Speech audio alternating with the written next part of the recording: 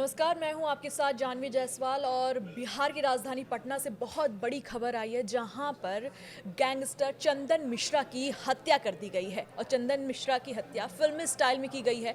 5 आरोपी, 5 बदमाश जो आए और उनकी हत्या कर दी गई।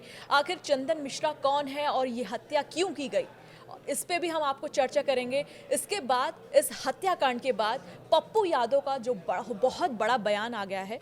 जो पप्पू यादव चाहते हैं कि बिहार में राष्ट्रपति शासन लगे। अब क्या शासन लगेगी, किस तरीके से हत्या की गई, आखिर चंदन मिश्रा कौन है, क्यों हत्या की गई है, इस विषय पर आज हम चर्चा करेंगे। मेरे साथ मेरे सहयोगी अक्षय हैं। अक्षय, आपका बहुत बहुत स्वागत है। और इस मामले पर क्या पूरा अपडेट है, आखिर ये हत्याकांड क्यों हुआ, ये पूरा आप बताइए विस्तार से। नमस्कार, पूरे बिहारवासी को मेरा प्रणाम। तो जानवी, सबसे पहले तो आपने देखा कि जो वीडियो में सुबह से ही चल रही है जी जी। कि किस तरह से 5 शूटर, आप हत्यारा कहिए, कातिल कहिए, आते हैं और बिल्कुल ही बेखौफ पारस अस्पताल में उनकी एंट्री होती है। दूसरी मंजिल पे कमरा नंबर 209 में चंदन मिश्रा एडमिट हैं जी। और वहाँ पर जो है बेखौफ अपराधी आते हैं और बजाते जो है पिस्टल लेकर के एंट्री उनकी होती है, बिल्कुल ही फिल्मी अंदाज में। ऐसे अगर नॉर्मल आसानी से आप ऐसे समझिए कि आपके पास में अगर वो वीडियो एक बार में देखे तो लगेगा कि किसी फिल्म का एक हिस्सा है। हिस्सा है। तो वो लोग एंट्री करते हैं और फिर पिस्टल को लोड करते हैं बजाते हुए। अच्छा। जो सीसीटीवी कैमरे में कैद हुआ है वीडियो, तो उसमें वो पिस्टल में बजाते गोली लोड करते हैं। जी जी। और फिर वो लोग जो है एंट्री करते हैं। जो सामने जो कातिल है या हत्यारा है, शूटर है, वो कैप नहीं पहना होता है। बाकी पीछे जो 4 होते हैं वो कैप पहन करके उनकी एंट्री होती है। और उसके बाद मतलब ये कुछ सेकंड में जो है पूरी कहानी होती है और फिर वो वहाँ से बाहर निकलते हैं। और बाहर निकलने के बाद बिल्कुल ही मतलब जिस तरह से एक होता है कि अपराधी अगर किसी कोई हत्या किया, कोई बहुत बड़ा क्राइम किया है, तो वो भागते हैं बिल्कुल ही शांत तरीके से, निर्भीक होकर के, वो निडर होकर के वो आसानी से जो है आराम से वो वहाँ से निकलते हैं।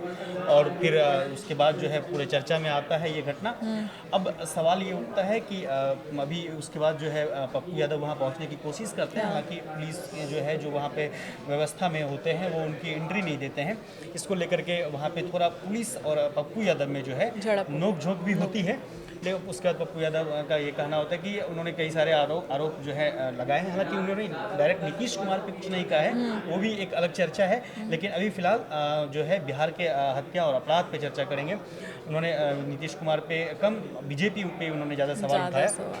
उसके बाद उन्होंने कहा कि वो जो है राज्यपाल से मिलने जा रहे हैं और बिहार में राष्ट्रपति शासन की मांग करेंगे। अच्छा, ये एक सवाल। और ये एक जो चीज़ें सामने आई है। दूसरी चीज़ कि चंदन मिश्रा कौन थे, ये अपराध क्यों हुआ, ये हत्या क्यों हुई, क्या वजह है, तो इन सब चीज़ों को जानने के लिए सबसे पहले जो है हम ये जानेंगे कि जो अभी वहाँ के शासन का जो बयान आया है, उसके बाद हम इस पूरी चर्चा करेंगे। पटना के एसएसपी कार्तिकेय शर्मा ने बताया है कि चंदन मिश्रा दुर्दांत अपराधी था। उसकी हत्या उसके विपक्षी गिरोह ने अस्पताल के अंदर की है। अच्छा, यह पूरी तरह गैंगवार का मामला है। अपराधी की पहचान कर ली गई है, तस्वीरें हमारे पास है, जल्दी ही गिरफ्तारी होगी। उसी गैंग से संबंधित है। बक्सर पुलिस की मदद से हम लोग इनका जो विरोधी ग्रुप है उनके बारे में डिटेल्स निकलवा रहे हैं। जो फोटो आए हैं हम लोग के पास, उसकी पहचान करा के हम लोग जल्दी इसमें कार्रवाई करेंगे। कैसे वो आए, बिना जांच के, बिना रोक टोक के वो चले गए, मतलब उसका दुश्मन चंदन मिश्रा। हाँ, अब यही चीज़ हम आपको बताना चाहेंगे कि जो प्रशासन है वहाँ उनका कहना ये है कि विपक्षी गिरोह जो हैं उन्होंने इस पर कार्रवाई की है या गैंगवार तरीके से पटना में जो है ये हत्या हुई है। अब इस गैंगवार को जानने के लिए एक चीज़ अभी गौर करना पड़ेगा, क्योंकि बिहार में अभी हाल ही में चुनाव है। जी जी। क्या चंदन मिश्रा का क्या वजूद था बिहार में, आपराधिक छवि किस स्तर का था, पहले वो जानना पड़ेगा। जी जी। तो जो गैंगवार पे आरोप लगा है, जो आरोपी हैं इसमें शेरू गैंग उनको कहा जाता है। अच्छा। हाँ, और चंदन मिश्रा दोनों एक समय के मित्र हुआ करते थे। अच्छा, एक समय में काफ़ी मित्र थे और दोनों मिलकर के अपराध की दुनिया में कदम रखा। दोनों ने एक साथ ही अपराध की दुनिया में कदम रखा और उसके बाद फिर दोनों साथ में जेल भी गए। हालांकि उसके बाद फिर कुछ आपस में अनबन हुई और फिर दोनों एक दूसरे के खून के प्यासे हो गए, ऐसा कहा जा रहा है। तो हम बताते हैं शेरू और चंदन की दोस्ती हुई कब थी। तो शेरू और चंदन एक मित्र हैं। वो बक्सर के सेमरी बड़ा गांव है, वहाँ पर जो है उसी के पास ही सेमरी के पास ही एक गांव पड़ता है सोनवर्षा। वहाँ के चंदन मिश्रा होते हैं और सेमरी बड़ा गांव के होते हैं शेरू। जी। दोनों क्रिकेट के प्रेमी होते हैं, अच्छा। क्रिकेट के शौकीन होते वहीं हैं, से उनकी दोनों दोस्ती क्रिकेट खेलने में दोनों की दोस्ती दोस्ती होती है। और अब क्राइम के स्तर का इनका जो स्तर है वो समझ लीजिए कि जब ये 2009 में ही इन्होंने क्रिकेट खेलने के वक्त ही एक अनिल सिंह नामक से इनकी जो है भिड़ंत होती है, किसी बात को लेकर के अनबन होती है, हाँ। और दोनों ने मिल करके उनकी हत्या कर दी अच्छा। क्रिकेट खेलने के क्रम में ही। हालांकि उस टाइम वो नाबालिग थे। हाँ, तो उनको सजा हुई थी? हाँ, तो ये जेल से जब छूट के आते हैं, बाल सुधार गृह से छूट के आते हैं, तो उसके बाद ये पूर्ण रूप से अपराध की दुनिया में कदम रख लेते हैं। वो और एकदम आप दिमाग ऐसे कह जहन में सकते हैं घुस कि गया उस था। बाल सुधार गृह में ये एक ट्रेनिंग ले चुके थे, क्राइम की दुनिया को ये समझ चुके थे, और वहाँ से आने के बाद इनकी क्राइम की जो दास्तां है वो लंबी चली गई, फहरिस्त जो है वो बहुत लंबी होती चली गई। तो एक इनका जो बहुत बड़ा मामला था वो 21 अगस्त 2011 का है जानवी। जी। इन दोनों ने मिलके जो है पूरे घटना को अंजाम दिया था। वो है चूना कारोबारी राजेंद्र केसरी को गोली मार कर इन लोगों ने हत्या की थी। अच्छा। और ये रंगदारी मांगने को लेकर के हुआ था। हाँ। इसको लेकर के काफ़ी ये घटना काफ़ी सुर्खियों में रहा था। चर्चा में भी थी। और एक दहशत पूरे बक्सर में जो है इस जेल घटना हुआ को लेकर था? हुआ था। हाँ, वही मैं बता रहे हैं आपको। तो उसमें अपराधी शेरू और चंदन मिश्रा भी थे। उसमें फिर मुकदमा दर्ज हुआ। शेरू और इसको चंदन मिश्रा को जो है उसको गिरफ्तार कर लिया गया था। लेकिन जब कोर्ट में पेशी हुई शेरू की, जी। और कोर्ट में पेशी के बाद जज के सामने उसने पुलिस वालों के बंदूक छीन करके हत्या कर दी थी पुलिस वाले की, और वहाँ से फरार हो गए। अच्छा। तो शेरू इस कदर उनको अपराध में मतलब आप समझिए कि शुरू से ही वो बेखौफ रहे। तो उसके बाद फिर हालांकि पुलिस जो है बाद में फिर उनकी गिरफ्तारी होती है शेरू की, और चंदन मिश्रा भी उसी क्राइम में जो है जेल में थे, और शेरू भी उसी हत्या को लेकर के जेल में थे। दोनों जेल में ही थे। हालांकि शेरू को फांसी की सज़ा हुई थी, लेकिन बाद में जब ऊंची अदालत में जब वो पहुंचते हैं तो फिर उनको फांसी की सज़ा को छोड़ करके उन्हें जो है उम्र कैद की सज़ा सुनाई गई थी। शेरू को भी और चंदन को तो उम्र कैद की सज़ा हुई ही थी। जी। अभी चंदन मिश्रा पेरोल पे बाहर आए थे। अच्छा। हाँ, ये अपना इलाज जो है पारस अस्पताल में करवा रहे थे। जी। और दोनों में मैंने जैसा कहा कि आपस में अनबन हो चुकी थी। जेल से भी कहा जाता है कि दोनों अपना एक गैंग चला रहे थे। गैंग काफ़ी बड़े लेवल पे चल रहा था, जो बिहार के क्राइम को अंजाम दे रहे थे। कुछ लूटपाट की घटनाएं भी इन दोनों के नाम शामिल हैं। जेल में रहते हुए ये क्राइम ये लोग कर रहे थे। आपस में अनबन हुई, और उसके बाद अभी ये जो है बाहर आए थे पेरोल पे, अपना इलाज करवा रहे थे, और इसी बीच जो है इनकी हत्या हो जाती है। अब ऐसे वक्त में कहा जा रहा है कि शेरू की हत्या शेरू ने ही चंदन मिश्रा की हत्या शेरू ने कराई। एक चीज़ जान ली। दूसरी चीज़ की अभी चूंकि बिहार में चुनाव है, तो जाहिर सी बात है कि विपक्ष की ओर से सवाल उठाए जाएंगे। तेजस्वी यादव ने भी सवाल उठाया है, कांग्रेस की ओर से भी सवाल उठाए जा रहे हैं, और पप्पू यादव की ओर से भी सवाल उठाए जा रहे हैं, और उठाए भी जाने चाहिए। क्योंकि पिछले 15 दिन में 50 से ज़्यादा हत्याएं बिहार में देखने को मिला है। तो आप इस स्तर से आप समझिए कि बिहार का जो अपराधी और अब जो अपराधी हैं वो बिल्कुल ही बेखौफ हैं। तो ऐसे में सवाल उठना जायज़ है, और सवाल उठने भी चाहिए।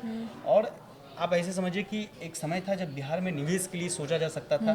बिहार में एक तस्वीर जब सामने आ रही थी 2005 के बाद, तो लग रहा था कि पलायन कहीं ना कहीं रुक जाएगा।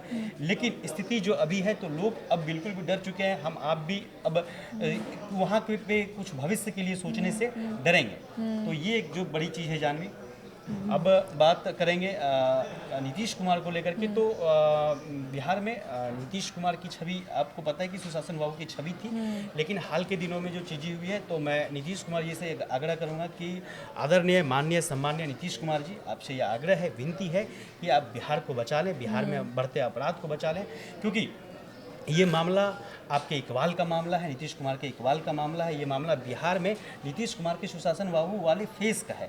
ये मामला आने वाले बिहार के भविष्य का है। ये मामला जो है ये बिहार के आने वाली पीढ़ियों का है। ये मामला जो है बिहार की जिंदगियों का है।